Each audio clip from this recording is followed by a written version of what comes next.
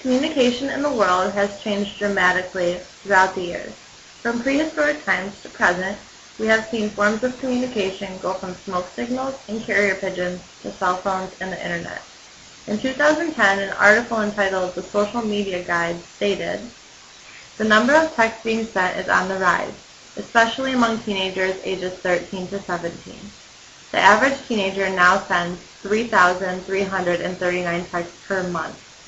There's more though. Teen females send an average of 4,050 texts per month, while teen males send an average of 2,539 texts. Teens are sending 8% more texts than they were this time last year. Although texting is on the rise, it is not the leading form of communication. The population now uses social networking as the most popular go-to type of communication. In this chart here, it shows how much social networking has grown from 2009 to 2010. In just 1 year, Facebook users have increased 71%. Twitter users have grown 153%. Along with Facebook and Twitter, there is LinkedIn, MySpace, and Foursquare that have also grown substantially. Many thoughts have been brought up about the pros and cons of social networking and how it is shaping our communication as a population and society. Now over 500 million people of all ages have a social networking account. This topic intrigued me most because of how popular social networking is becoming in the wide range of ages that use it.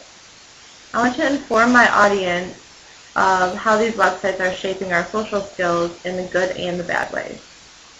Social networking, as many people know, is the use of websites for posting photos and interacting with friends and sharing common interests. With that being said, there are obvious benefits to being a user of Facebook or Twitter or other social networks.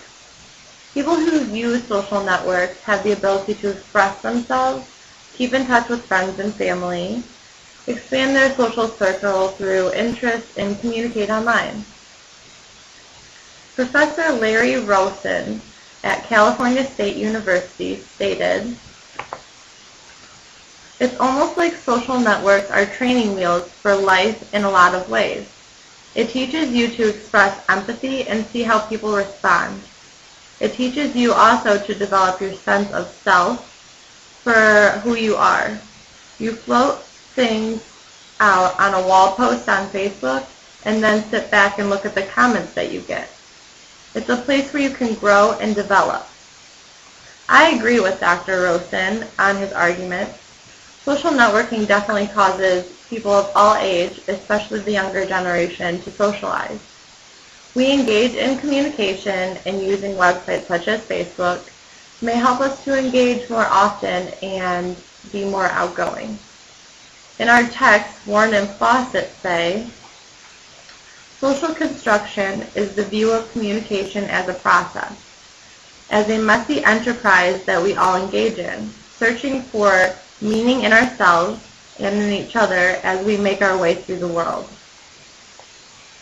Although social networking can have a benefit, our ability to socialize and have contact with other people, a question has been raised throughout the population. Is it redefining the way that we can communicate, and possibly in a negative way? Social networking has been said to have benefits, but too much social networking can cause harm to not only our social skills from face-to-face, but our bodies and minds as well. More and more people every day are becoming more dependent on social networking. They use these websites to communicate with their friends and family, and they lose the face-to-face communication that's really important. Throughout my research on this topic, I have found that communicating behind the screen of your computer lowers your interaction with others in person. For example, accepting a friend request or sending a friend request or joining a group on Facebook is easy by the click of a button. In the real world, making friends takes a lot of work, communication, and trust. Not only is it believed that social networking is reducing our ability to communicate face-to-face, research has also proven that it causes harm to our health. According to a paper presented at the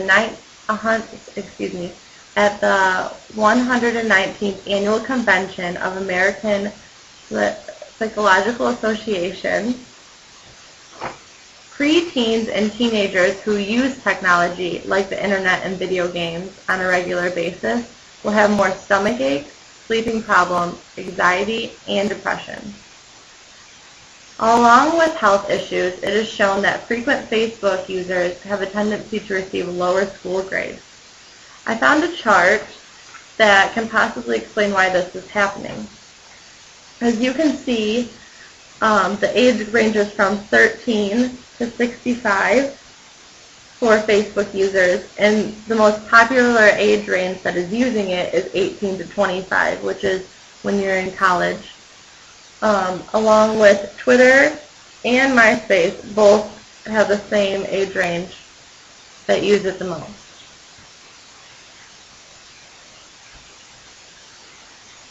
Using social networking so frequently is harming us as a society. Many middle school, high school, and college students use it as a distraction from school and studying, while other people may be spending so much time on it that they're not getting the exercise they would if we didn't have these websites. Social networking is at an all-time high for communication and interaction. The benefits of social networking, such as frequent interaction, sustaining friendships, and creating a self for you, have a positive effect on people of all ages. Although there are many benefits dealing with social networking, there are disadvantages. Throughout the research that I've been doing on this topic, I believe that social networking is causing more harm than good on our social lives. The distraction of social networking on teens and young adults is causing harm to their minds, bodies, and health. After completing all of my research on this topic, I myself am going to try to cut down on Twitter and Facebook, and I advise you to try it as well. Thank you.